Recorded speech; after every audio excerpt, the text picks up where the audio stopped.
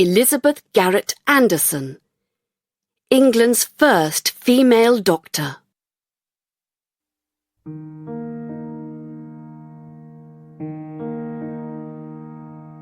I was the first English woman to work as a doctor in my own country.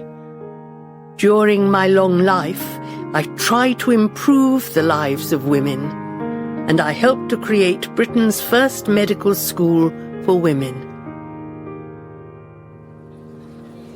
I was born in Whitechapel, East London, on the 9th of June, 1836. I was the second of my parents' 11 children.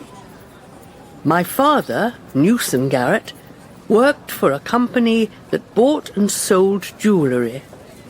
He also made silver jewellery himself. But he wasn't a Londoner. His family lived in Suffolk, in the eastern part of England. They lived in a small town called Leiston, and my father was born there. His family owned a factory in Leiston that made things from iron. My father had 2 brothers who worked for the company, so he decided to have a different career. My father was successful and he earned a lot of money in London, but when I was about 5 years old, he decided to move back to Suffolk.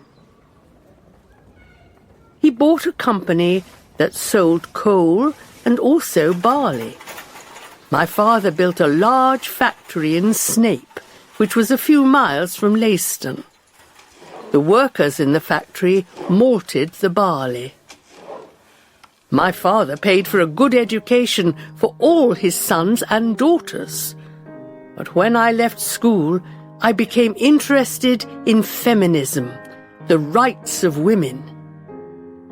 I met a young woman called Emily Davies, who was also a feminist. We wanted men and women to have equal rights.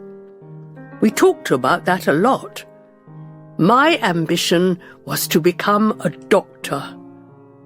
But at that time, there were no women doctors in England. I wanted to be a student at a medical school, but none of the medical schools accepted me. They told me that women could never be doctors. I couldn't study to be a doctor in England, so I decided to become a student nurse in London.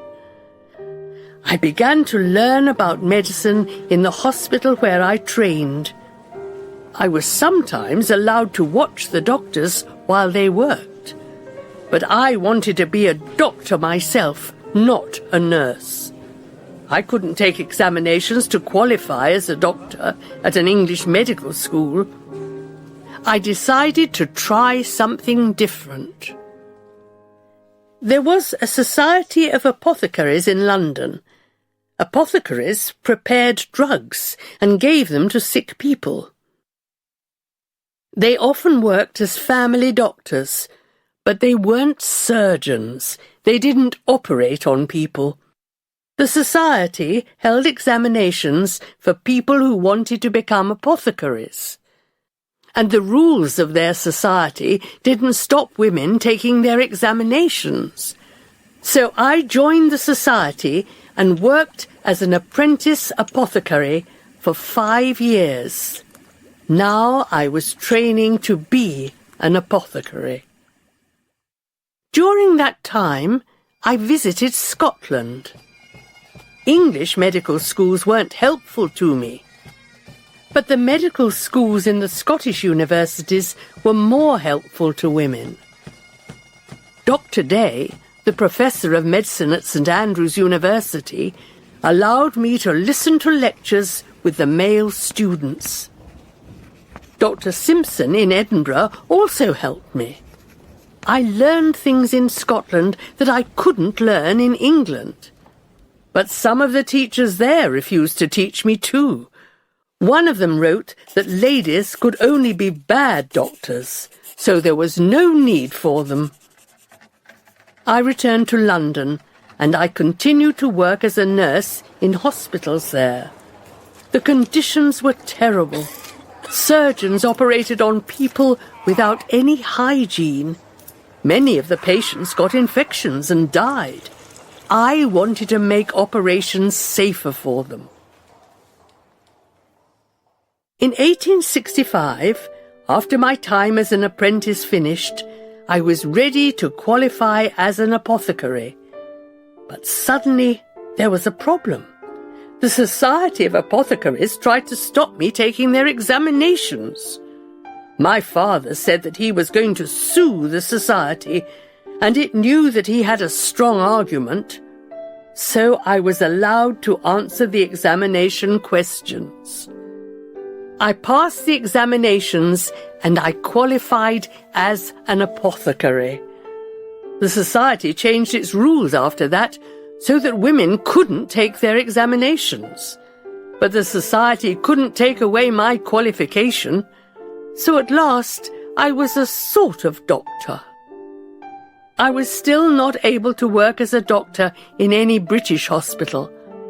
But my father helped me to establish a dispensary for women in London. I was able to treat women's illnesses there. Unfortunately, I met some people who had the same ideas about women's problems. One of them, Elizabeth Blackwell, had qualified as a doctor in America. The two of us established several medical centres for women. And also, in 1865, my friend Emily Davis and I established the Kensington Society with some other women. This was a society of feminists. At that time, women couldn't vote in elections in Britain. We wanted women to be able to vote, so we sent a petition, a document signed by a lot of people, to the British government. But the government didn't listen to us. As a result, a new society, the National Union of Women's Suffrage Societies, was created. Suffrage was the right to vote. Women who wanted this right were called suffragettes. One person who listened to our ideas was a man called Henry Fawcett. He was a member of the British Parliament and he was blind. He invited me to have dinner with him one day, and after that we often met. I liked him a lot, and soon he asked me to marry him. I didn't want to do that, but we stayed friends. Later, Henry married Millicent, one of my sisters. Millicent later became a very famous suffragette. My main ambition was still to help women and children who were ill. Many poor people came to my dispensary for help and advice, but I needed to qualify as a hospital doctor to do the work that I wanted to do in England. The English medical schools still refused to teach women. But in France, it was possible for women to study in medical schools. So I learnt some French and I travelled to France. And at the University of Paris, I earned a medical degree at last. After that, I thought that I could start my medical career in England. But I was wrong. All doctors had to be members of the British Medical Register if they worked in British hospitals.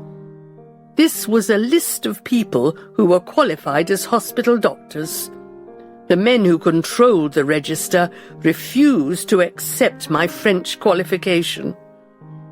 Now I knew that qualifications weren't enough. Political changes were needed too. So I had to become a well-known person and then to fight for my ideas. First, I became involved in education. In 1870, I was elected to the East London School Board. This was a group of people who controlled education in the East London area. I was the first woman who was ever elected to a school board in England. A man called James Anderson was involved in my election campaign. He worked for the Orient Steamship Company, and he was a very successful businessman. We became very close, and in 1871 we were married. After that, I was called Elizabeth Garret Anderson. That is the name most people now remember. James and I had 3 children together, 2 girls and a boy. Unfortunately, one of our daughters died when she was very young. I already had my dispensary. Then in 1872, I decided to change it into a hospital, the New Hospital for Women. I had to collect money and find a new building, and I had to find staff, people to work there. But it was my own hospital, so all the staff were women when the hospital opened in 1874. Before that happened, in 1873, I became the first woman member of the British Medical Association. It was 19 years before there was another female member of that society, because the association changed its rules after I joined. Most British doctors didn't want women to join them. While I worked at the hospital, I continued with my political work. I wanted politicians to give women more opportunities. Talking to politicians was hard work, but in 1876, my feminist friends and I had a great success. In that year, the British Parliament passed a new law. It allowed women in Britain to qualify as doctors and to be listed on the medical register. This new law encouraged girls to study medical subjects. Universities began to establish more medical courses as a result. Change was slow, but it happened. In 1883, I became the head of the London School of Medicine. By now, I knew that people needed more than medicine and doctors to improve their lives. People's living conditions had to change. Poor people lived in awful houses. Often many people lived in one room. The drains in the large cities were very bad. Diseases were common in conditions like these. I tried to improve conditions for the people who came to me for advice. I continued my fight until I stopped working as a doctor. Then, in 1902, when I was 66, we moved back to Suffolk. We lived in Aldborough, a small town on the coast. It was only a few miles from Leiston and Snape, and it was a place which I knew well from my childhood. We became involved in Suffolk politics. My husband became the mayor of Aldborough. We tried to improve conditions for the poor people of the town. James died in 1907. But the people of the town elected me as their next mayor. I became the first female mayor in England, but I was still interested in national politics and in feminism. I became a member of the Women's Social and Political Union, and I often joined the suffragettes in London.